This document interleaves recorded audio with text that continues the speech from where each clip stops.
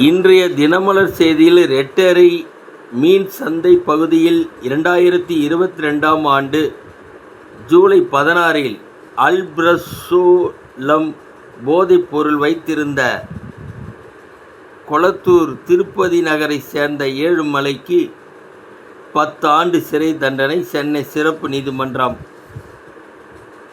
உத்தரவிட்டுள்ளது. கேரளா சபரிமலை விவகாரம் 4 கிலோ தங்கம் மாயமானது குறித்து கிரிமினல் வழக்கு பதிவு செய்து விசாரணையை நடத்த போலீசாருக்கு கேரள உயர்நீதிமன்றம் உத்தரவிட்டுள்ளது.